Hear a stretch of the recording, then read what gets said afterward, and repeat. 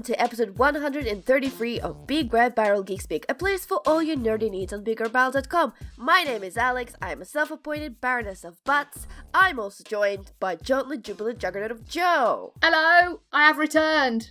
You have returned, it's nice to have you back, huh? Thank you. Good to be here. And also, we have... He's dangerous, but also very darling. It's Diarmuid. Hello there. Yay! Guys, this is very hot.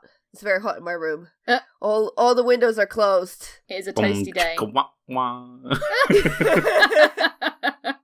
Mainly because my crazy neighbors like to lawn mow every freaking day. They were lawn mowing the whole day yesterday, to the point that I think Tim became that man that shouts at the neighbors because he came back from work and they were still doing some cleaning or some whatever, and he shouted at them. Does he shake his fist at the same time, like, "Why I oughta, you crazy kids"? I wasn't there when he shouted, and I was actually sitting in headphones, and I'm so gutted I missed this because they did actually stop. So I wonder, what did he yell at them?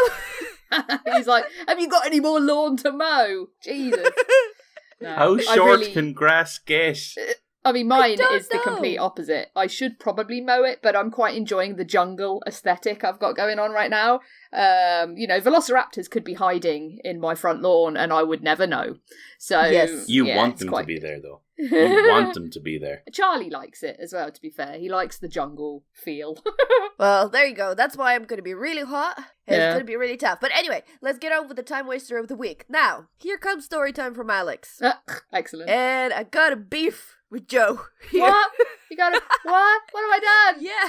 So, a couple of episodes ago, or on the last one you were, Joe said, "Oh, I really want to watch Rome. Oh, I really want to rewatch Rome." Guess what? She probably didn't rewatch Rome, but I did. I'm sorry. It's so good, though. It is so good. Yeah. But because of Rome, I went on the whole crazy Cleopatra historical thing that I usually do. I don't remember what was the last. Every time I watch like a show that's slightly based on history, I have my own little jumping off point and I get obsessed with like a figure or with event and I start researching everything about them. I'm a little bit obsessed with Norse mythology and history at the moment for reasons that will become apparent. Yeah, I wonder why.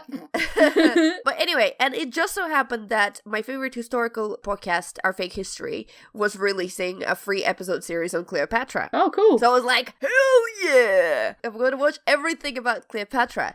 And so, of course, to the Google I went, to YouTube I went, and this is how I discovered TED Ed Education. So basically what they do little animation segments discussing various historical topics. So they had History versus Cleopatra, which was a really interesting segment about sort of how we perceive Cleopatra versus how she probably really was, that she's overly sexualized through the history and through let's just say Octavian's propaganda. It's all Elizabeth Taylor's fault, basically. I don't know. No. It's actually even before. As I said, because Octavian, who became, I think, the first emperor of Rome after the Republic broke history. Anyway, because he really went on to hardcore campaign against her and Mark Antony. So he wanted to make her basically the slut. And Mark Antony's wife, who happened to be his sister, Octavia, to be woman, beauty, and clean, and innocent, blah, blah. So that's part where it comes from, though it was all about sex. See, slut-shaming goes all the way back. I know, right?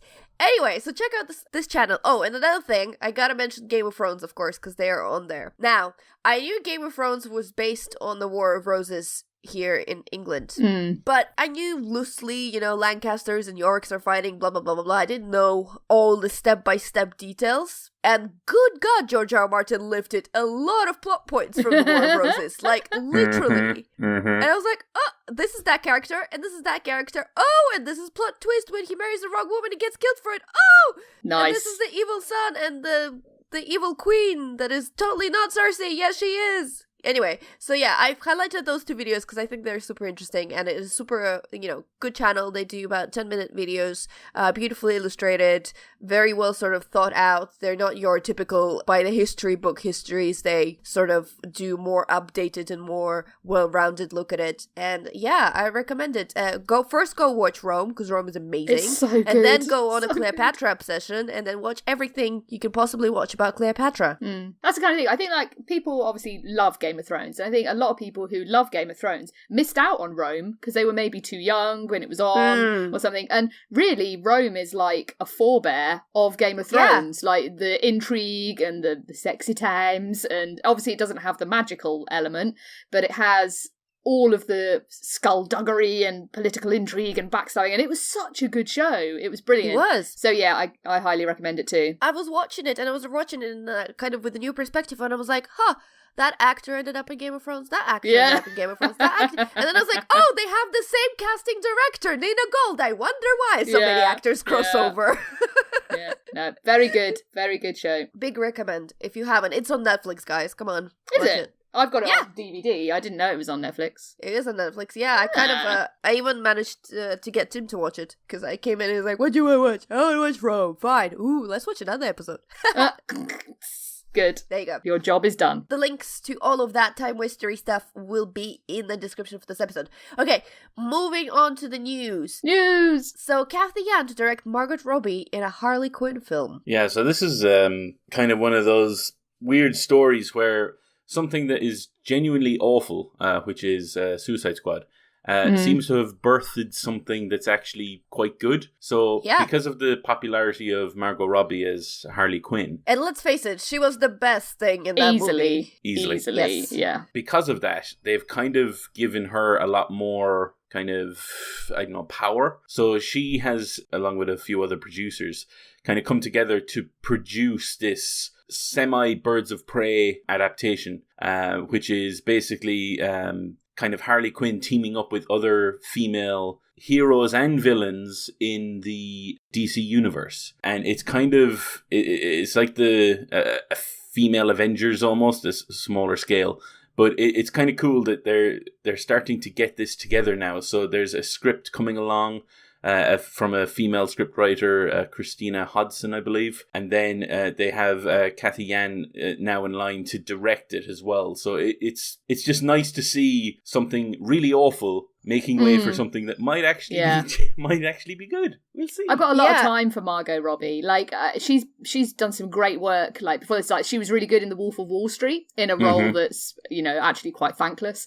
And I really, really wanted to see I, Tonya because she's just looks amazing in that. But it didn't come to a cinema near me, so I'm kind of waiting for it to appear on streaming services. But yeah, she's just cracking. And her, I mean, I'm not a huge fan of Harley Quinn, but I really liked her portrayal of the character. So yeah, it sounds good. I'm not familiar with Cathy Yan. I've not heard of her before. Has she done anything else? She's done only one movie, which is, looking at it, Dead Pigs? I don't know it. I think she's a relatively new director. That's why this news is so exciting, because it seems to be primarily female-led production. Yeah, which makes I think a nice change. is a good thing. Yeah, right? Especially for a film like this, which is about like 3 strong female superhero characters. So I mean, it makes sense to me. Yeah, sounds good. It works. I'm more interested now about it because obviously after Suicide Squad they had like, oh, we're gonna do like 3 Joker movies and 5 Harley Quinn movies, and I'm like, oh, come on, we didn't need all of that. But I honestly think I'm not too sure about the Jared Leto Joker thing or the other Joker thing, whatever Martin Scorsese Joker thing that they're doing. I'm like, well, whatever. But I have faith that I think Margot Robbie just understood the character, and I have faith that she is gonna do it justice or do to the best of her abilities, try to do a great movie. And I think out of Suicide Squad, she was perhaps the only person there that understood that sometimes you have to have fun in movies like these. Yeah. And she kind of had herself some fun. And Jai Courtney, because he just seemed to be drunk the entire time. Who can blame him, to be honest? That's true. Like, that is very true. If I'd signed on to that, and obviously it's starting and you realise, oh god, this has gone horribly wrong, you would just be drunk the entire time just to get through it. So, yeah, good work. This is just good news, especially after the whole Joss Whedon pulling out of the Batgirl thing. Apparently the woman they've hired to write this is also the person they have gotten in line for writing the solo Batgirl movie, which would actually be quite good. So I'm guessing what you're going to see is similar to Black Panther. Batgirl gets introduced in this movie. Yeah, and then they come back and, give her solo movie. So that'd be kind of cool. Yeah, that'd be all right. Yeah. Okay, next news. Jessica Jones scores the 3rd season. And that's it. That's all we can say. That's fine. I mean, it's not very surprising. I'm looking forward to seeing where they go, because exactly. It ended in a weird place, but I actually think a good place. But we'll see. I'll leave it at that. Yeah. Okay, so John Krasinski, to whom we will return once again, to direct a sci-fi thriller, Life on Mars. Apparently, this isn't related to the TV series, which was an amazing TV series, by the way. Did any of you watch Life on Mars? No. I think I tried. Oh, and I it's got so good. bored. It was it? So good. Yeah, John Hannah was brilliant. John Hannah? No, not John Hannah. Maybe I watched the wrong series. It's not John Hannah. I've gone to John Hannah because he was in Spartacus, and for some reason I'm thinking about, like, those sort of shows. Oiled Up Gladiators? Yes. Yeah. Oh, yeah. Who isn't? No, what's his name? Now? Oh, he was the master in Doctor Who. God damn it. Yeah, so John Sim, who we know as the Master from Doctor Who, or a lot of people know him as, he was in Life on Mars, and he was so good. Like, it's a really, really good show. If you can find it on, like, Netflix or something somewhere, it is excellent, actually. It'd be quite nice if more people watched it. So wait, is it 2000 TV series, or is it, I'm guessing, later USA remake? No, not the US remake. This is the actual BBC series that was, I think it started in, like, 2006 and ran for about a year. And yeah, basically it was about a police detective played by John Sim who went back in time and ended up in the 70s after he was in an accident, and it was all kind of like him trying to solve the mystery and stuff. Nowadays it sounds pretty basic, like loads of shows are doing stuff like this, but at the time there wasn't much like this, and it was done in that very BBC fashion that's actually just really, really good.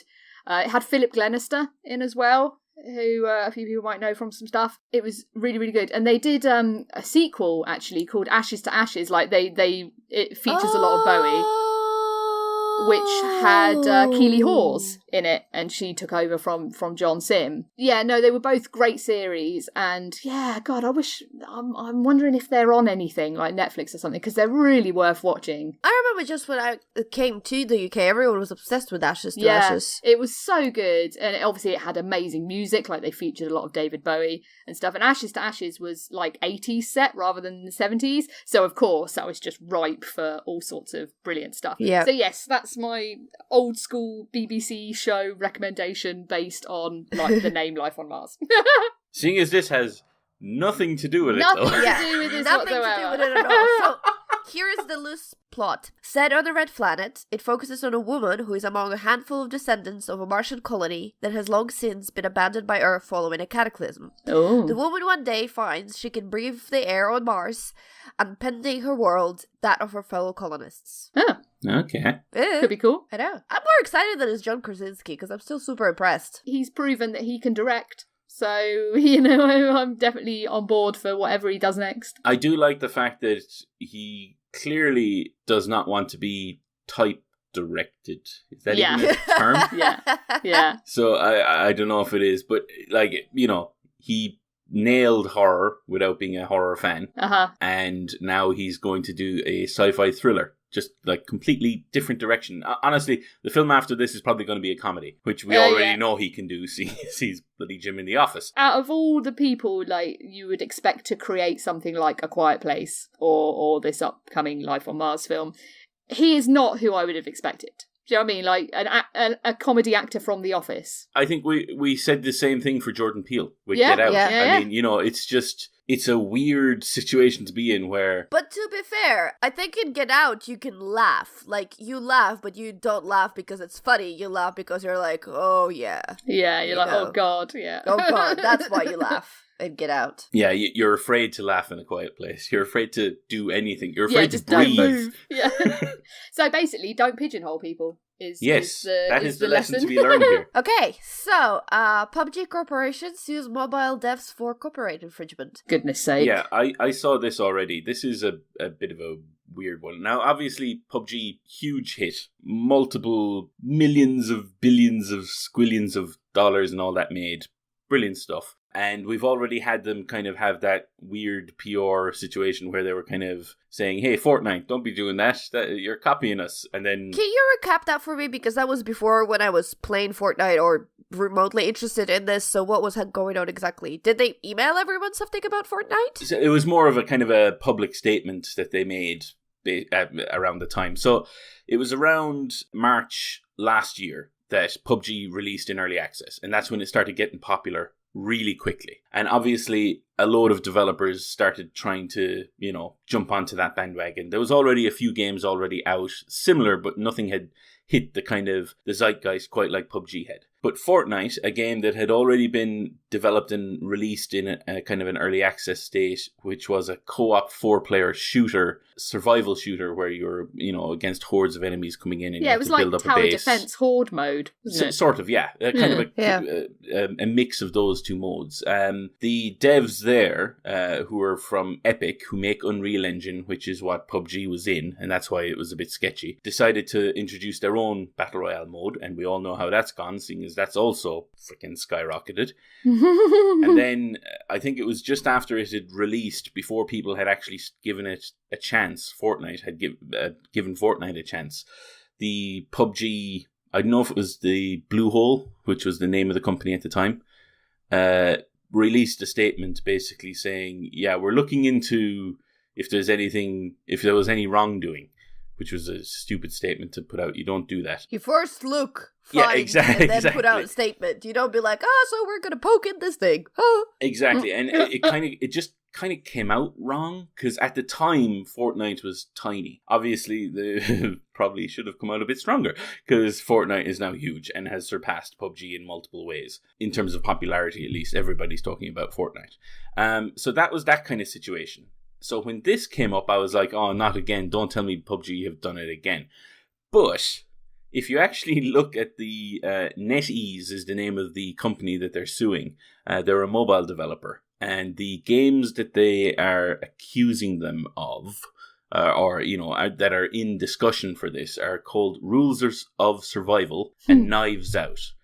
And if you actually look at both of those games, fair enough to Fortnite, it has its building mechanic, which it kind of changes up the Battle Royale formula, and it doesn't try and go for the sim shooter that PUBG is. Yeah, the weapons are different, and it is quite different in a lot of It just takes the format ways. And just introduces it into its own game, which is fine. These games, though, are pretty much clones, or trying to be. They it's just out and out. But that's been the case since PUBG was out. Mobile development seems to be a bit of a Wild West show in terms of, what games can actually be introduced. Like, if you just do a search for Battle Royale right now on either of the Play stores, the Google one or the App Store for Apple, the amount of clones and the amount of there's Minecraft Battle Royale games, multiples of them. There's just it's a bit weird. So I'll put it this way, based on my reading of, I haven't seen all the evidence and all that. Obviously, this case is going to be ongoing until it's seen in court and so on. But just based on a brief look, they needed to sue. Yeah. I think maybe they needed to sue to make a statement. I don't necessarily think they will win it. Now, I think here's the problem where they have it. PUBG, great game, I'll believe you all, you have a lot of fun. It is incredibly generic looking. It takes all its assets from the Unity store. You look at Fortnite and you're like, oh, they've designed the party bus. Oh, they've designed, the parachutes. You can parachute with the parachute, you can parachute with umbrella, you can do all this different stuff. They took the basic elements, of the Battle Royale game. Which isn't a new thing, to be fair. It's not like PUBG invented Battle Royale. No. Yeah. PUBG, that's the thing. A, PUBG hasn't invented Battle Royale. B, they took the most generic assets from the Unity store and they put them in the game, and anyone else can do that. And they're playing, it looks like any other plane in any other game. There's the whole thing that I love, that they were saying that the frying pan was their thing. Frying pan in a video game is his defense mechanism. And there's bajillion games that have done it before. So I think it will be, yes, they look incredibly similar, but at the same time, I think it's going to be impossible for them to prove it, that someone stole from them, because they haven't done anything original. Yes and no. I think I think I agree with you in terms of the look of PUBG is a little generic, and that's kind of the point. It's meant to be a military shooter. To be honest with you, you could line up 5 military shooters and it would be really difficult to tell the difference between them. However, I think when you look at the screenshots of those games and you look at like the UI or the main menu or it really is kind of obvious to... Now, whether this is going to hold up in court is another thing. And yeah, I agree, it's going to be difficult. I completely agree with you that they've cloned it. Like, there is no question asked. But I'm just not sure that based on the logic and based on their generic look and taking assets from Unity Store, that PUBG have any ground to stand on. It's going to be one of those cases where I think if they don't win, then it basically opens the floodgates to everybody just continuing to make loads of these clones and just clogging up the App Store and the Play Store with crap. If they win, though, it might actually start turning the tide. But whether that actually happens or not, we don't know. Yeah, I mean, that's going to be very difficult. Do you feel like, it's a kind of related question, but do you feel like PUBG is kind of definitely on the wane now in terms of popularity and sort of that slowly it's dying out? I mean, obviously it's not right now, loads of people still play it, but that it's being definitely superseded by things like Fortnite, and maybe it's kind of had its day and that slowly it's going to fade. I think the thing that obviously military sim shooters were kind of niche beforehand, and the fact that PUBG blew up was an anomaly. It's really weird. Like, it's huge. I think the thing that has shocked me is just how good Epic have been to see success and jump on it straight away. So they've released a free-to-play game. In order for that to stay successful, they need to be adding new content week in, week out. And they do that. Exactly. They have been. That's where they made, I think they closed down like the Paragon studio or the game and a few other projects to put everybody onto Fortnite, because they saw what they had and they immediately acted. And there's like new emotes, new skins, new everything, the stuff that you're going to spend money on in Fortnite. They've new versions of that all the time. There's a rumor that there's a comet going to hit one of the areas of the map in Fortnite, basically just allowing them to amend it. They've been changing the map on Fortnite since its release, adding new areas, changing the way layouts are, things like that, just to keep things as fresh as possible and to keep people invested. And they've been doing such a good job that when you then look at PUBG, which got really big, but I don't think its development studio has gotten big to match, which means that all of the changes, like people have been complaining about its performance on PC for ages, and it was 9 months later when it actually came out of early access into live, and where the performance actually seemed to settle down and actually do well. And now all anyone's talking about is how poorly it performs on Xbox.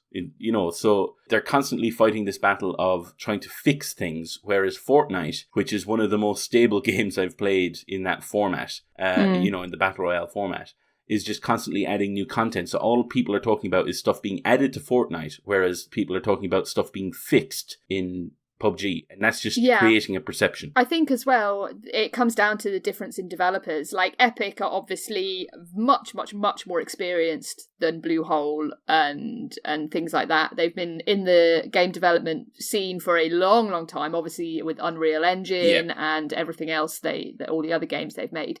So, of course, they were much better positioned to really jump on the format and make a much more polished experience from it. Yeah. So, I mean, I don't know. I enjoyed PUBG for a while, but once I'd kind of won it, I got bored of it so quickly. And I was like, I don't want to do the same. It's the same over and over. Yeah, I know, like, if you're in a squad of people, like friends, it's a really fun experience and you kind of, it can be different and everything. But I don't know, I feel like Fortnite is more imaginative. I think Fortnite has also dialed into the fact that for its format, the shorter, quicker fire games are more what it needs to do, because, as you say, you kind of jump in with friends, you play for a bit, you play a few rounds, and then you jump out. That's like basically me and Alex were playing it last night, and it was just a few games, have some fun, and jump out again. Whereas PUBG, you have to dedicate at least 30 minutes to a game to actually win the thing, if you get that far. And a lot of that is just going to be skulking around, kind of trying not to get shot. And it's so serious. Like, Fortnite seems to have a sense of humour. which is quite nice. Which is always going to be more palatable. Yeah, I mean, definitely. That's the whole point. As I said, it's a sim shooter versus basically what is an arcade game. Yeah. I think Fortnite kind of became like a palate cleanser for us. Like after we play some game where we really have to try and it gets us frustrated and we get annoyed that something isn't working, we're not winning. Overwatch. Ooh. We're not winning in Overwatch, or Mikolash killed us in Bloodborne again. That kind of stuff. Then we're like, we need to chill, we need to stop being angry, let's go play Fortnite. And somehow, even if you get killed in Fortnite, you don't get angry. Yeah. Because it's so easy just to press next game, and that's it. Just for those who are interested, the Torrent Freak, they released the document of the PUBG complaint.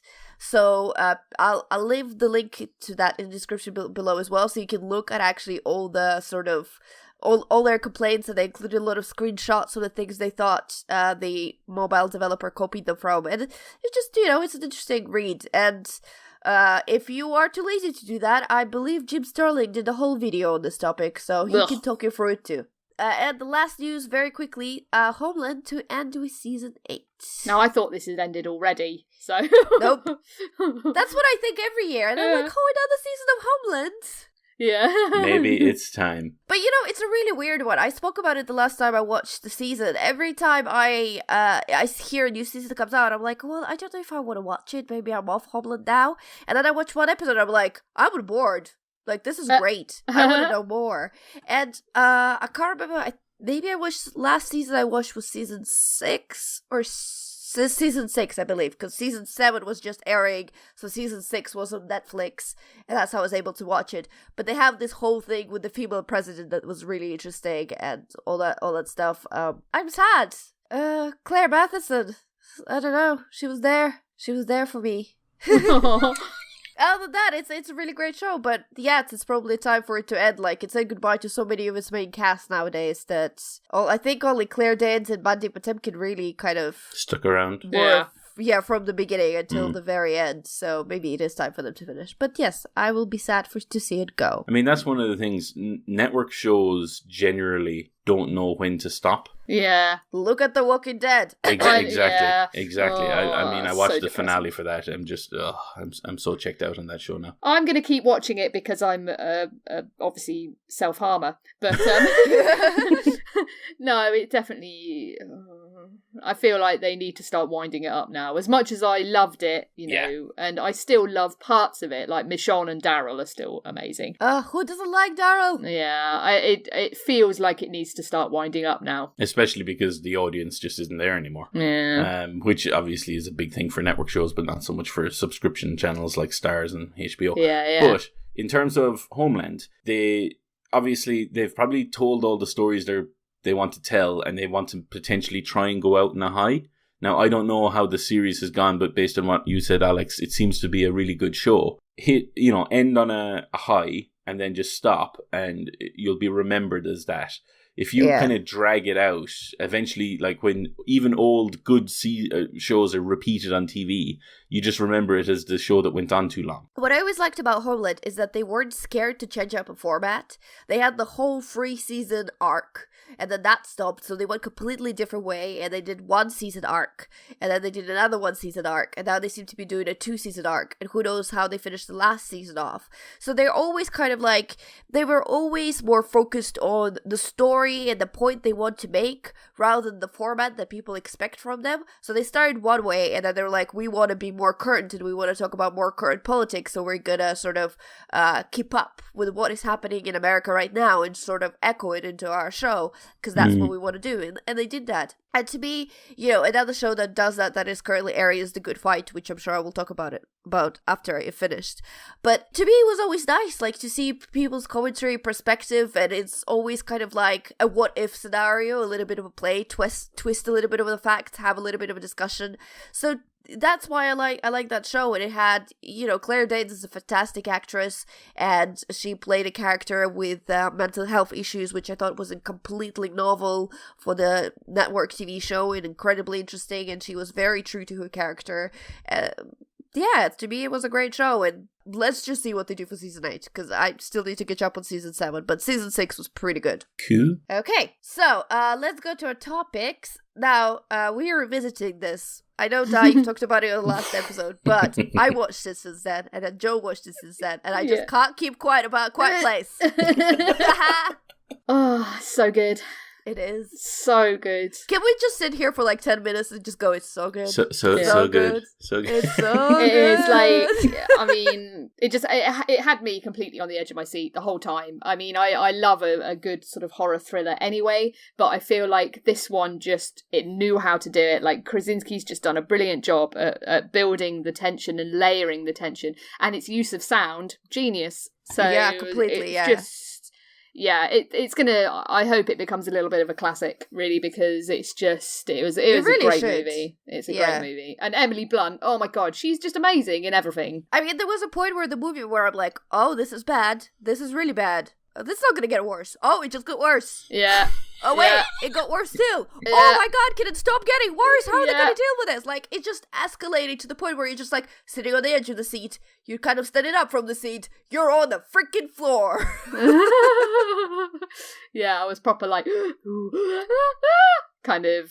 Yeah, it was great. It's great. Question time. Mm-hmm. Were there tears? A little bit. Yeah, No. I welled up a little bit, mostly because of like being overwhelmed by all the tension and stuff. Okay. There was no tears, but I hid a lot, especially...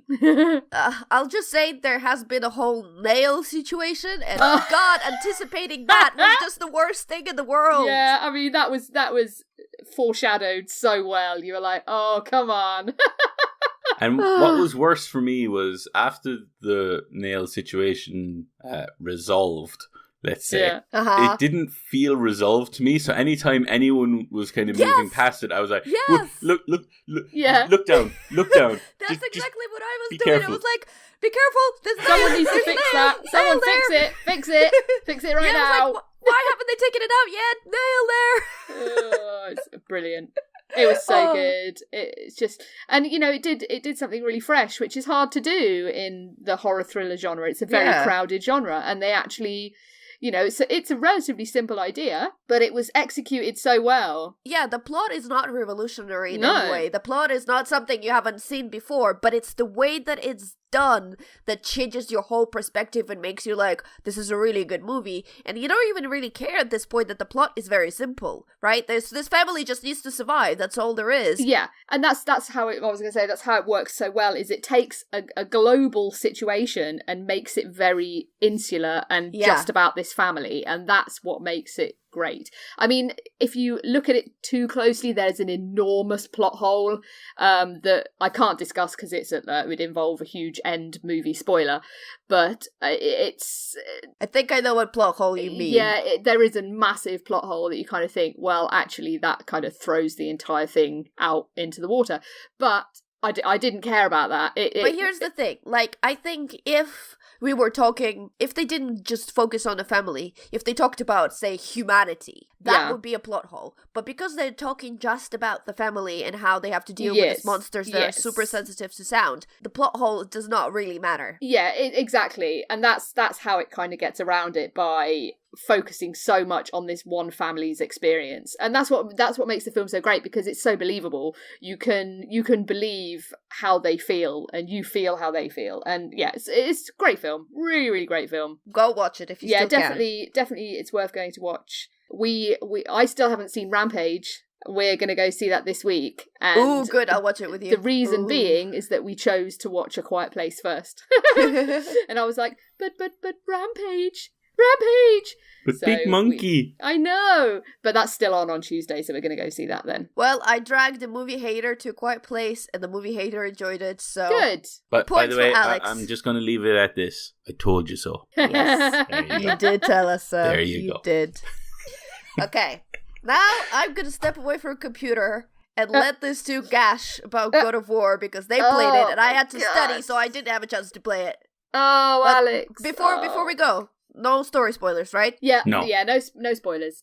So people can listen on and be not afraid of being spoiled. Yes. I mean, that's the thing, like, spoilers for this would just be awful. You don't want any of this spoiled. It's just exceptional. Mm-hmm. Like, from the very start of the game, you can just feel it immediately that this is something really, really special, and it's one of those kind of generation defining games that people will talk about for decades. It's just it's wonderful. It's so well designed. Like people talk about the combat in God of War, and the combat's always been kind of great. I've never actually played a God of War game before this one, so this is my first kind of proper introduction. But yeah, the way it's done, the way the combat is balanced and performs is just absolutely wonderful. There's this beautiful thing, like so Kratos, it's the same Kratos as well, by the way, if anyone was kind of curious. It is the same Kratos. It's not like an entire reboot. It's a continuation with a lot of fresh things.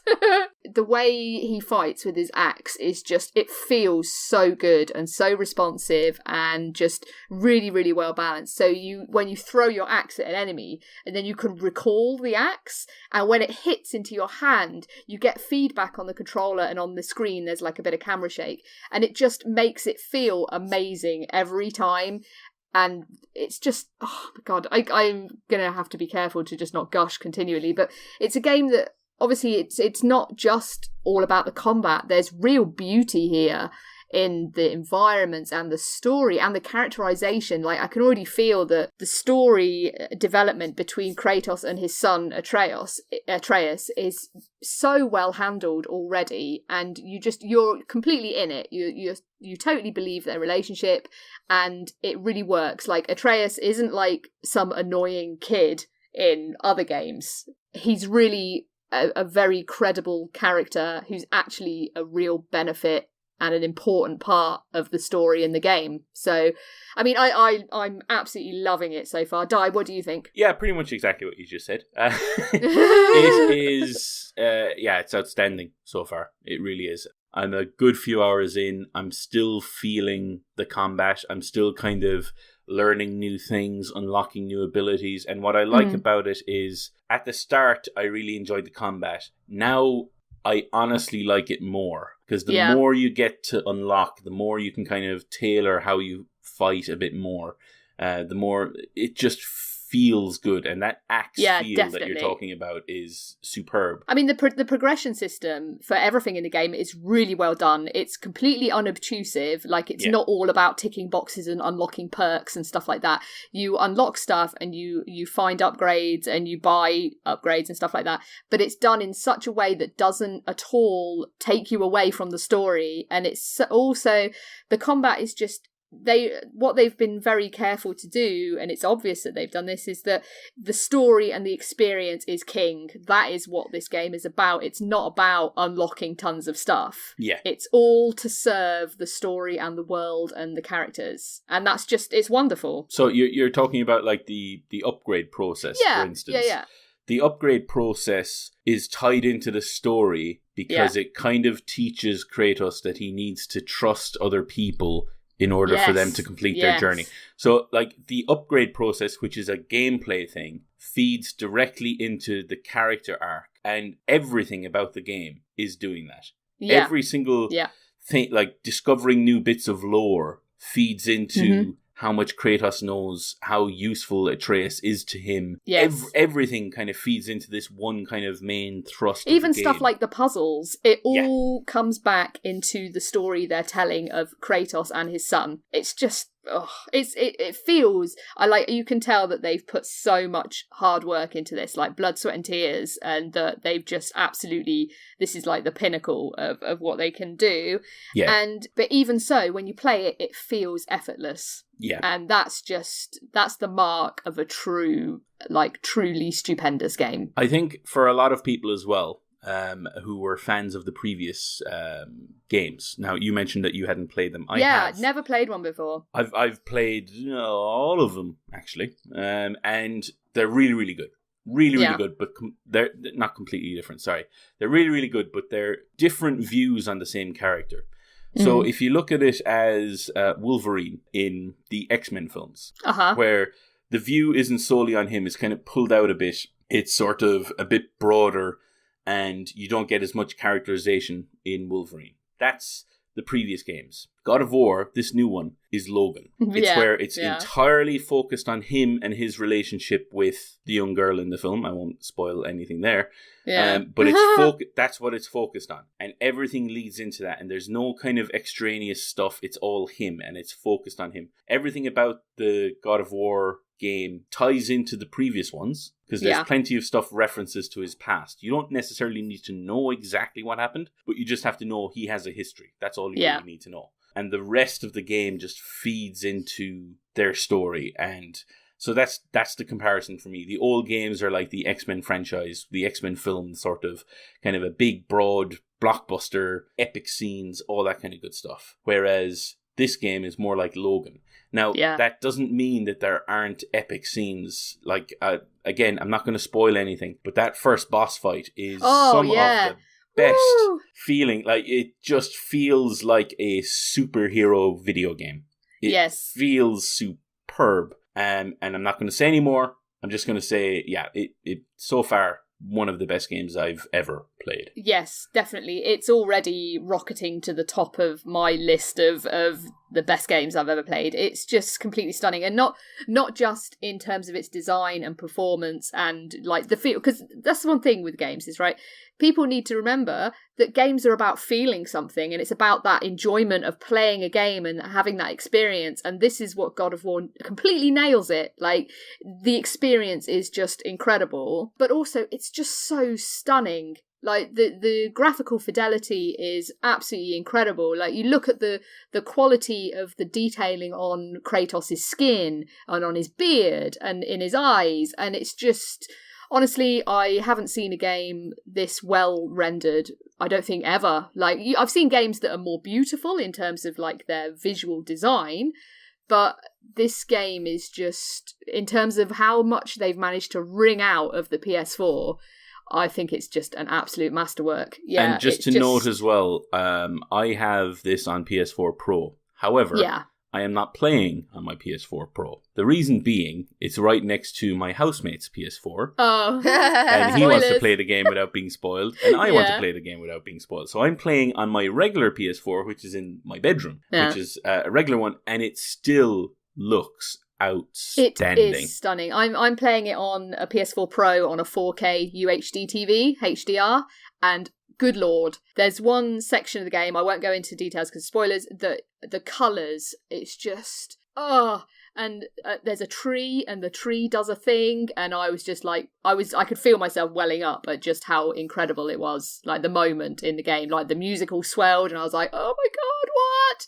So yeah, it's the kind of, you know what I'm like with certain games, they make me cry, and this is doing it already. So another thing to quickly shout out, the soundtrack, you just mentioned it. It is brilliant. Outstanding. It really is. I've been listening to it on Spotify offline, kind of without playing the game, and it's still superb. Yeah, that is all we'll say. Otherwise, we will start spoiling stuff. I know it's so sketchy. It's really, I'm having to bite my tongue all the time. But yeah, if you have a PS4 and you're not playing God of War, then honestly, you need to take a look at your life. Like, Alex, you need to stop doing work and stuff and just play I can't. I'll fail university if I start playing God of War. Yeah, but if you fail, then you'll have more time to play God of War. Oh, thanks, hon. No, it's exceptional. Easily it's... Oh my god, I gotta stop. What I like is when we were messaging Di to come on the show, we couldn't get him, so we messaged his housemate Sean to come and get him, and Sean, wait a second, he's locked into his bedroom playing God of War. Yes. My phone, just to fill in this story, my phone is on silent on the bed beside me. I didn't see the messages, so when he called me, obviously calls are allowed through, he said, check your messages. Then I was like, ooh, crap, better jump on this. No, I had a funny feeling you might be kind of lost in God of War mode. Yeah. Oh my goodness. So easily it can happen. So easily. I know, that's my plan for the rest of the day. I've got to go and get some food shopping, and then I'm not moving off my sofa, and me and Kratos are going on an adventure. Aww. Yeah, and Atreus as well. He is very useful, so... I am very, very jelly, what can I say? Yeah, just... so good. Okay, are you God of War out? I think so. Like Di says, we could just start gushing about and going into spoilers, so we have to be careful. Okay, cool. So let's finish with the last topic. So obviously, dear listeners, we haven't been on last week because we were at EGX Rezzed, doing stuff, playing games, and there is a huge, 2-hour episode from BigRedBarel UK about all the stuff they played, which sometimes overlaps with the stuff that we've done played as well, because occasionally we play it together, or walk around together, because, yeah, we do that. Because friendship. Yeah! Hold hands and jump over rainbows. I wasn't there, so I'm all left out of the friendship circle. You were there in spirit, Joe. But next you'll be there for EGX. Yeah. So Yeah, that's true. Yeah. But yeah, so I thought we'll just speak about some general thoughts and maybe about some games that we've played. So yeah, Di, let's just start with what we thought, how it was this year. What were your general feelings, things you missed? I thought it was a very good show. Really, the weather was good. The crowd was good. It was all kind of, and I liked the change of dates. It went from Friday to Sunday rather than Thursday to Saturday. Yes, I was gonna say yes. That's that kind helpful. of just helped. Yeah. But I really enjoyed it. I thought the layout again was quite nice. The rooms were quite open. There was one or two kind of games that are rooms that probably should have, either the games should have been in a bigger room, or they shouldn't have brought so many consoles or so many stations, because it was a bit tight. But mostly, I just enjoyed the atmosphere. I thought it was really well done. I went to only one of the talks. It was the Tim Schafer one. That had a good atmosphere in it. Obviously, Tim Schafer is really funny, so that was kind of helped. Then we saw him a couple of times just watching the corridor and we'll wave, Tim Schafer, hello! Yeah, and then he blanked me that one time. It was really, really good. So yeah, the rest of the time was basically just going around kind of checking out different games. It was a really cool atmosphere. I think my only major disappointment was the severe lack of VR games. Yes, I thought you might say that. It was just a little bit disappointing we basically had, I think, Windlands 2. Yeah. And I think there was at least one other game that had VR in one of the indie sections. And that was basically it. And that was kind of disappointing to see, especially because a lot of bigger studios aren't really releasing bigger AAA VR games at the moment. So it's the smaller studios that really need to, that I was expecting more from. Yeah. There was definitely more last year. I remember there being more VR content last year. And I played a bunch of VR games last year as well. Yeah. It was just kind of disappointing to see. But again, overall, though, the show was really enjoyable. The selection of games was quite diverse. I liked that. So yeah, I had a very good time. What about yourself? Yeah, I agree with you in most things. It's always one of my favorite shows of the year. I prefer to EGX proper because I like Tobacco Dogs. So Tobacco Dogs is a very beautiful location in London, and I just think it sort of suits EGX Rezzed in some way. There's some vibe between how Tobacco Dogs look and the convention spirit itself that just gels really well together. So I really like it. I always feel like there are some really busy sections, and then sometimes you go downstairs for corridors or whatever, and you're like, oh, this is very empty. There's a whole room there.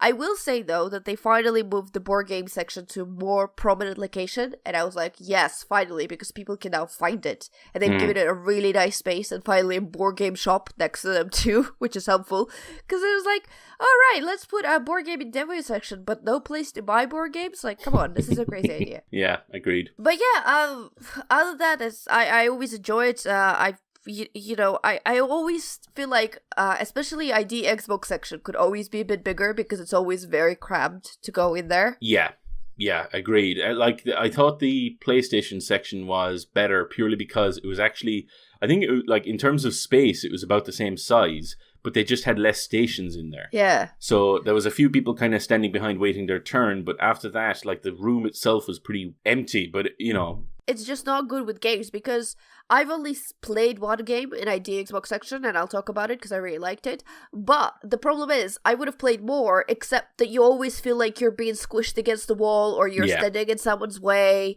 and you feel very comfortable about it. So you kind of walk past it and you pick and you think, oh, is it a bit freer? Is there a bit less people? Okay, maybe I'll go in now. But other than that, yes, sometimes they just need to have a bit more space. And I know I'm pretty sure it's getting, progressively more expensive to be there. Because as far as I understand, like, insert coin teas, I think, did come there this year because it was more expensive. Or, I don't know, maybe it's a rumor that I'm not aware of, or, I don't know. So, not actually it seems to be case. the case, definitely, But based on... it makes sense to me. Yeah. That's why I'm saying it. There's also, some really funny stuff. I thought, there's a lot of merch that was hidden behind the indie section on the top floor and the bottom floor.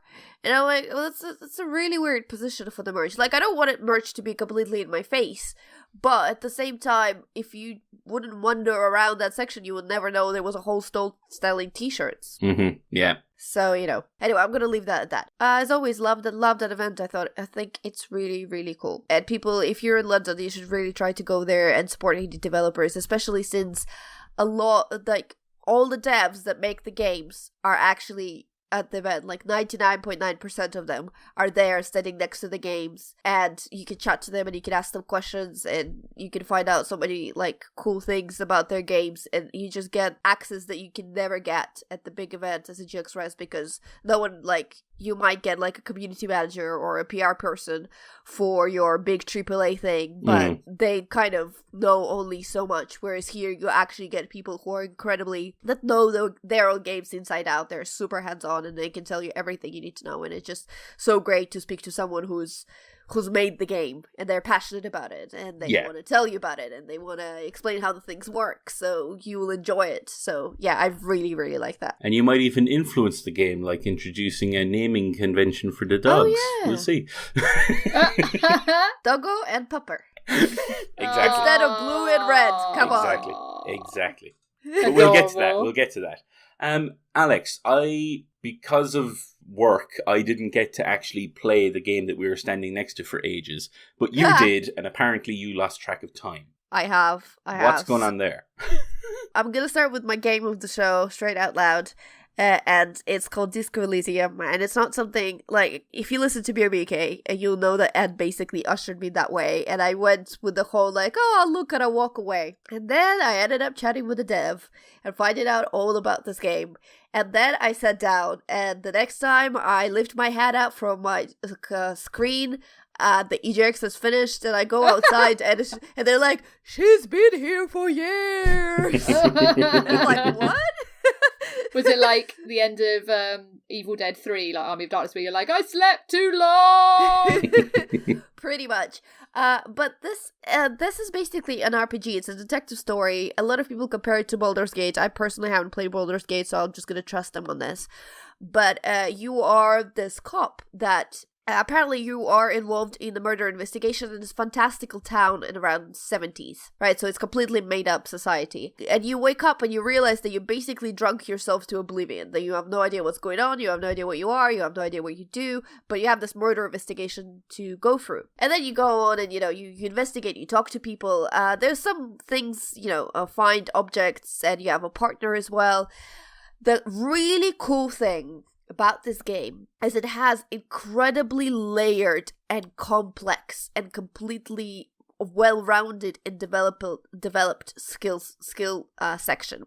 So your skills, they talk to you. So like you have like internal monologues, and the skills point out stuff to you, and depending on what skills you've got leveled up, some of them are more predominant than others. And they're not just like dexterity or strength, they're more complex. So for example, the one example that I really like is that you have I think it's called drama. So drama is both your ability to be entertaining, so like do something silly like go and sing a karaoke, but it is also your line meter. So the higher your drama, the more you can lie, because it assumes that lying is part of the performance. Because you're like an actor, darling. Yes, exactly. And then also with the high drama, you'll be able to notice if the other characters are using this game skill over you, so you'll be able to tell if someone's lying to you, basically. So this is not just a skill about, oh, I can lie. It has so many different dimensions to it. And leveling it up can do a lot of different things. So another one is like encyclopedia. Encyclopedia just gives you knowledge, right? It tells you you know things, but you level up too much, and you're gonna be spewing all sorts of different random facts at people who are like, "What? What are you talking about? Why are you telling me this? This is nothing related to our conversation. Yeah, why are you telling me this stuff?" And you can do same with logic. There are different sort of ways, like different type of detectives that you can be. Like if you could be like a Sherlock Holmes style detective, where you sort of become very moral, but at the same time you hold everyone else to sort of impossible standards and get sort of upset with them and are a bit bratty and stuff like that. So there's a whole like system, and it's more about, I almost think it's not so much about the murder mystery you solve, but sort of your own, how your character lives and interacts with this world, because they also have this sort of thought tank where you can collect your thoughts and they're sort of ruminating there, and you come up with some sort of conclusions and something that changes your character. So there's so many things that can influence the way you interact with the world and with the other characters. And from speaking to the developers, they touch upon so many social issues there. Like, honestly, you can go and make your character a horrible Nazi if you wanted to. I don't know why, but you could. Or you could make him really, really left and progressive and that kind of stuff. So there's a whole different layer to that. And to add to this, if your mind is not blown already, it is done in a beautiful oil on the canvas art style. Sorry, I'm losing my voice. It looks just so gorgeous. It looks unbelievably gorgeous. And so it's an incredibly deep RPG. There's even like combat that I didn't even get. I played for like 1.5 hours. I didn't even get to combat stage. Oh. I was just went around talking to everyone and then like finding a torch and going around all the dark areas. Yeah, so it has so many layers, and usually I'm freaked out by deep layered RPGs because I'm like, I'm not gonna get it, so I'm gonna miss out on stuff. But this is so different and so interesting, and it is so funny as well. Like, it's incredibly funny, it's sarcastic, and it's incredibly well written. I can't remember how big is the dev team, but at least half of them are the writers. So they come up with all the possible solutions. Like, anything you want to do and talk about it, the game has it, because they've written all of it. It's not out yet, the date is not announced, but they're coming out on Steam. And when it is, I just highly recommend people to check it out, especially if you like RPGs, because I think this game is going to blow your mind. It's just nothing else I've played before at all. So good. Cute. I can talk about it for hours too. Ha! Good, just play it. I am kind of disappointed I didn't get to play it because, as you say, Ed kind of bigged it up, and I was like, oh, this does look interesting. And then when I saw your article on it, I was like, okay, sounds like a really, really good game. Yeah, I mean, I don't know. It might take your whole life away. That's what I'm worried about. That all you'll do is just play Disco Elysium, because I think it has a potential of being something really, really deep and something really exciting. Nice. To switch it up a little bit, Dad, do you want to chat briefly about Onrush? I can do, yeah. So this was a room on its own, which was quite good. And it was probably one of the bigger AAA titles at this show. So there was constantly people going in there, but it never seemed like you had to wait very long to get a game, which was nice. Yes. The game is from Codemasters. So if you remember a few years back, there was games in the MotorStorm series from Evolution Studios that was kind of owned by Sony. MotorStorm was fun. I liked MotorStorm. MotorStorm was incredibly fun. I loved those games. I think it kind of ran into a bit of an issue with the last one where it was like MotorStorm Apocalypse or something. Yeah. And just before it was released, there was an actual tsunami somewhere, I think, or I can't remember exactly what the story was. But it kind of had to push back the release, and because of that, it hurt the game in the end. So when PlayStation 4 was announced, Evolution Studios were obviously, asked, okay, develop a game for this. And they chose to do Drive Club instead. Now, I love Drive Club. I had a lot of fun with it. But I was severely disappointed that they didn't do a MotorStorm game, because I think that would have been much more fun and probably would have gotten more people into it. But fair enough, that's their decision. But because of that, and because Drive Club didn't do very well, and maybe a few other things here and there, Sony decided to close the studio. The devs that were let go were then picked up almost en masse by Codemasters. And Codemasters have clearly done the right thing and said, here, go basically make a MotorStorm game. And that's what they've done. That's what Onrush is. It is MotorStorm. At least that's what it feels like. It is an arcadey kind of... it's an arcadey driving game. I wouldn't say it's a racing game because you don't actually race. the entire premise is that it doesn't really matter if you come first or last. It's all about points and taking down other players. So it's like a mix of Burnout and MotorStorm. And the games, or the vehicles go from like motorbikes all the way up to bigger trucks, or large vehicles at least. Now, I don't think they go up all the way to articulated lorries like they did in the MotorStorm series. But the mode that they had on display, I think, was an earlier version of the game compared to what Tim and Coleman played at the press event a few weeks back, and they talked about on the BRB UK podcast. But because of that, they only really had this gating system set up for the game, and I think that actually hurt the game. Did it? I don't know. To be honest, that was just enough. There was enough going on for me. Because I feel like I've been missing. So there's a whole system where different cars do different things. It's a little bit like Overwatch in many ways, is that you have to build your team of cars that sort of support each other. You got a healer car, you got a tank car, you got whatever car, right? Yeah. So there's actually, I think there's a lot of potential complexity to it and building your team, and you can be really sort of strategic and tactical about it. So to me it was just like overwhelming, like, what does this car do, what does this bike do, and I saw them like sort of driving around in a healer car, healing it, and I think in like a video, but none of us have ever done that. So we were just driving around through the gates, but there was enough for that demo. I think there was enough there to focus. I think my main issue is the abilities seem to work fine.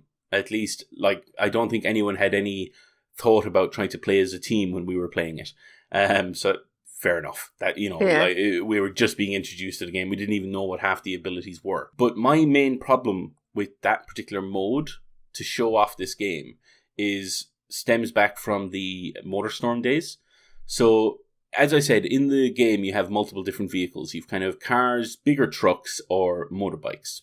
Now, in MotorStorm, when you picked a bigger truck, obviously you're big, you're heavy, but you're powerful. So you can knock other players around. But a lot of the time you can't get to like ramps and stuff like that. So you're kind of down in the valley of the track, if you know what I mean, the lower part. And you can't really get up high. The cars are a sort of middle ground that kind of go between low and high. And then you have the bikes, which can get into very narrow gaps and kind of away from the bigger vehicles, but they can also go incredibly fast. That entire kind of gameplay mechanic is thrown out the window when everyone has to go through the same gate. So at one stage I had to play, or I didn't have to, I just to change things up, I chose the car first, and then to change things up, I chose the bike. That was basically useless, because every time I kind of went through a gate, I'd just get hit by another car and knocked out. And it just felt a bit unrewarding to choose a different vehicle. So I ended up going back to the car, and I survived a bit longer. Having all of this choice and then kind of narrowing it down didn't really feel useful. I will have to add, I think maybe it's because it's the earlier builds, but they have to sometimes rethink their spawn points. Because so many times I would die, and then it kind of spawns you where the rest of the group is, so you can be more useful. Mm-hmm. But at the same time, it will spawn you at the likeliest moment where someone else jumps on your back and immediately kills you. And I'm like, there's nothing I could have done. I literally just spawned. I have no idea what the hell is going on behind me, in front of me. Yeah. And I'm dead already, and I have to restart again. And I've just wasted, 10 seconds of not being with my team and being completely useless and not going through the gates. So as you go through the gates, they add more time to your timer, basically, how long you can go. So you're trying to keep the time up so your team runs out of time before you do. So if you're 10 seconds away and you're not hitting those gates, that's a big disadvantage. Yeah. And sometimes it's not just anything. I spawned, die immediately, can't do anything about it. Yeah. So there. I think the 10 seconds is also, it sounds like a long time, but the reason they have that is so that you can choose, similar to, as you mentioned, Overwatch earlier. Yeah. If you're noticing that you're dying a lot, you can decide to pick one of the bigger, heavier vehicles, which might go a little slower, but might also mean that you survive longer. Or you can go for a bike or whatever. But as I said, that choice didn't feel really useful in that particular game mode. At the same time, though, I agree with you. I think they probably need to introduce maybe some invincibility frames or something when you respawn so that you don't immediately die. So you kind of flash in and out of the world for a little bit, and then you can kind of position yourself where you want to, and then it kind of puts you back into the world. But again, that's something for them to play test maybe. I mean, I think they have a little bit of invincibility, but it's either, at this point, I think it's just giving advantage to someone else because they know where you are and they're prepared to jump on you as soon as your invincibility ends. Yeah. I mean, at least that's what it felt like to me. I'm not entirely sure how true this is. But to be fair, look, this is like the first car game I've actually enjoyed playing, so... Yeah. And I think that's largely down to its format. The fact that there isn't this, like, if you make a mistake in most other racing games, that's it. You kind of have to, you spend the rest of the race trying to make up for that and trying to get back in with the pack and maybe overtake who you need to overtake. Whereas in this game, it doesn't matter. It's not about that. It's about getting the hits, and what I like as well is the game introduces kind of fodder. Like cars that aren't controlled by anybody. They're like grey cars that you can knock over and kind of get points from that, and that gives you boost, which allows you to go faster, which allows you to hit more people. It, like, that entire loop just felt good. I just don't think the mode that they chose to show it off in was the best, but at the same time, based on what Tim and Coleman said when they played the game, it still looks like there's other modes that are potentially more fun. And I can certainly see the potential based on the time that I spent with it. So yeah, I'm looking forward to it. I think the release date is currently set for the 5th of June, and it's coming out on PlayStation 4 and Xbox One. And they also mentioned when we did our demo that there's going to be an open beta in May, so everyone will have a chance to play it. Well, fair enough. Look, I think we're running a bit of long on time, so I'm going to leave some games for next week, but I do want to talk about Phogs, because we have alluded to them in the beginning of the show, so we might as well get Phogs. And I'm going to talk about one more little game, and I'm going to leave the rest for the next episode. I'm going to leave listeners wanting more. Woo, yeah, always more. So yeah, Phogs. Cat a dog, but dog a dog. What? So, Joe, you like dogs, right? Yeah. How would you like two dogs conjoined in their midriffs with the ability to stretch? But does it hurt the doggos? Clearly not, because they're smiling the entire time. Okay, then that's fine then. Yeah, as long as they're okay with it. Yeah, so it's basically like a puzzle platformer. Right. And you have these two dogs, and you play the game. You can play it single player, but that seems to be like the least fun option. Is it like that weird push me pull you game that we played? Similar. Very similar. It's not quite as competitive, obviously, as that. But you basically, like, as I said, you can play it single player, but that seems like a waste. Most of the time you play it with a co-op partner. And the co-op partner can either be on a separate controller, or you can actually use the same controller. You basically only need 3 buttons. There's or a stick and 2 buttons. The stick is for movement. So you move your particular head on the dog, which they've very unimaginatively named blue and red because of their colours. I know, come on! Or as Alex alluded to, we did discuss this with them, and our suggestion was Doggo and Pupper as the names of the 2 dogs, but we'll see what happens. Yeah. So we were like, okay, so I think I played it with some random person the first time I played it, and then I saw Alex and Calvin play it together as well. And it was one of those cases where playing the game, you move your particular head of the dog with the stick, and then the other abilities are grab onto something or interact with something and stretch. So you can stretch out the body as a bit of a distance. And it's basically a puzzle-solving platforming game where you have to try and get to the end of the level using those abilities. And it's co-op, so obviously you're trying to talk to your partner and try and figure out what's going on. And it's just fun, bright, vibrant colors. It's charming. It's excellent. Alex, please take over before I gush too much. Yeah, look, it's adorable. It's the level that we had. It sort of reminded me sort of like a dream sequence. There's a lot of pillows, lots of squishy things. What? There are dinos there, Joe. It sounds weird. There are dinos, and you jump into their mouth to travel to the other place. It's weird. No, it's completely adorable and innocent. To be honest, I loved it. I'm not sure if I'd be able to play like the whole game because puzzle platformers is just not really my thing. Yeah, me neither. But having said that, if we were at someone's party and someone put that on, I would definitely sit there and try. Yeah, it sounds like a good party game. It is. It's adorable. It's relaxing. It's when we played on that on the Switch, the snipper clips. Snipper clips. Yeah, to me, it's not that sort of style of game that you kind of. Nice. It's fun. It's easy. You figure out the levels are fairly small, so you figure out the level, you move on to the next one. You know, it's adorable when the dog grabs the ball, the lighting ball, the light shines out of the face of the other dog. You can use the dog as a hose. Yeah, so there's like a faucet of water kind of pouring out water. If one of the dogs grabs onto the faucet, the water comes out the other end. Oh, that doesn't sound fun. So it's more snipper clips and less human centipede with dogs. Yes. Okay. Yes. Good. In the spirit, yeah.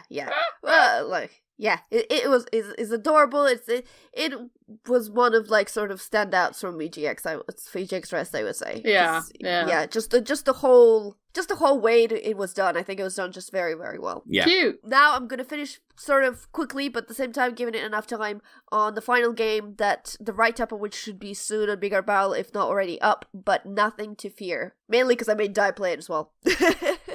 So, Nothing to Fear is a little, I would say, very light platformer / it's, what is it called? 2D scroll? 2D side scroller. Yeah, 2D side scroller, point and click little puzzle thing. So the idea is that in the world, all the evil things exist. But, you know, they're evil like Nightmare Before Christmas evil. Oh, okay. It's kind of their job, so they kind of have to do it. But they're not like evil. It's just the things they do. It seems from the story, I'm not entirely sure, but either everyone's retired or sort of the monster world is sort of dying out. That's the kind of thing that's going on. And we are Mush, who is the son of a boogeyman, and he's graduating from scare school or whatever, and as his last exam, he has to go into the store and scare 3 people. And so you go into the store, and it's basically, as you would imagine, point and click. You find objects, you rub them on things happen, people get scared, they run away, and you do that for a while. I think there's like a sequence of 5 or 4 rooms that you have to do. You have to scare 3 people, basically. And it is got beautiful, beautiful art style. The Mush, you know, he's little adorable. The biggest thing that I love about Mush is that he has this whole mimic mechanic where he can mimic an object to hide, because obviously there's a bit of stuff going on because your victims can't see you. So he was this.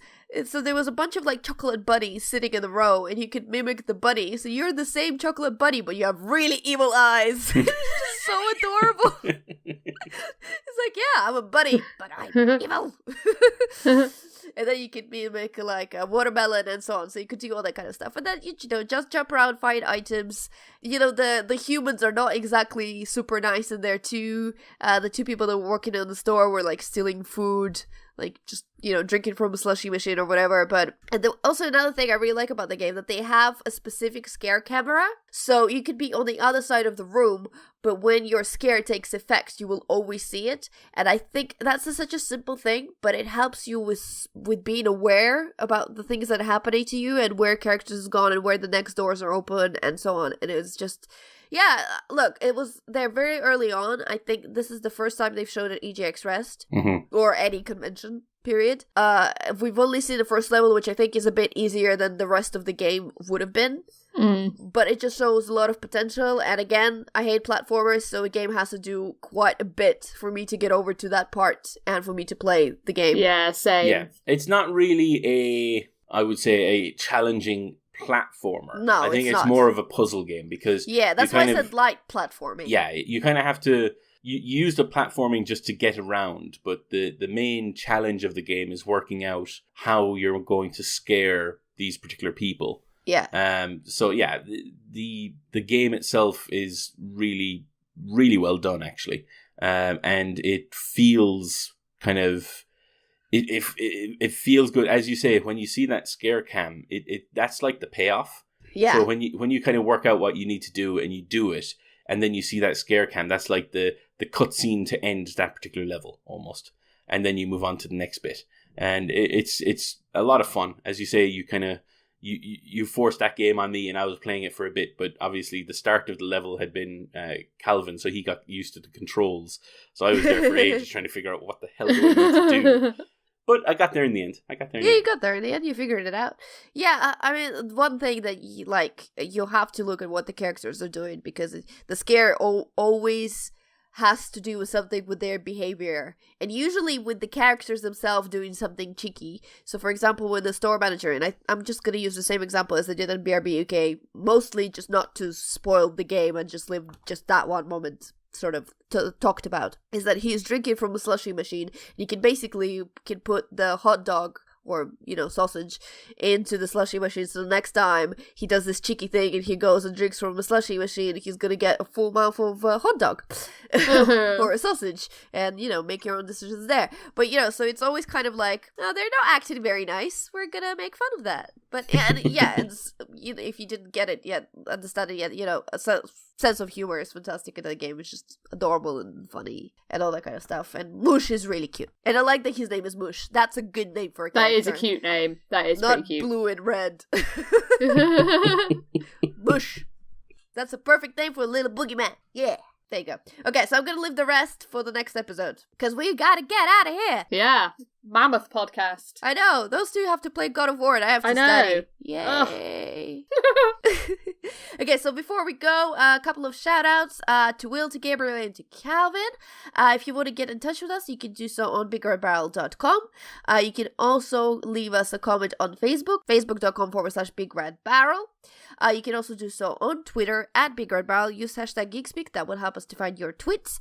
You can also speak to us on there directly. I'm at DustyTulip_. I'm at Pixel Ritual. And I'm at Diarmuid_S. All our videos, all our audio comes in a video format to YouTube, so you can go there and comment and watch our beautiful, beautiful artwork done by Bleezy while listening to us. So yeah, that would be great. Leave a comment there.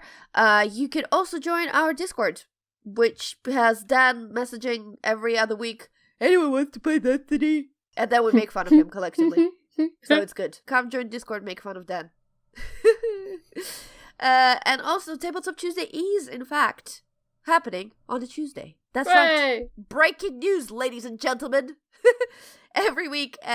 So in Loading Bar in Dalston in London, we have a board game night where every night we bring a new feature game to the bar, and if you play it on the night, you have a chance to win it by the end of the night. There is, of course, a whole library of all the games to choose from, which is at this point just gigantic, and we're running out of shelf space yet again. But it's awesome.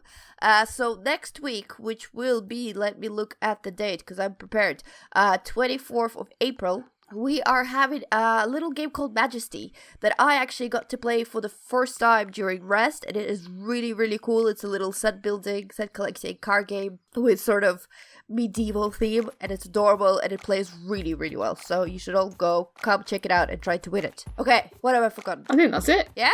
Okay, cool. Yeah, I think that's it. Before I completely lose my voice, for episode 133, I have been Butts. I have been thinking about God of War for this entire podcast. I have also been thinking about God of War for this entire podcast. I hate you guys. I will bid you goodbye. Bye. Bye. Butts.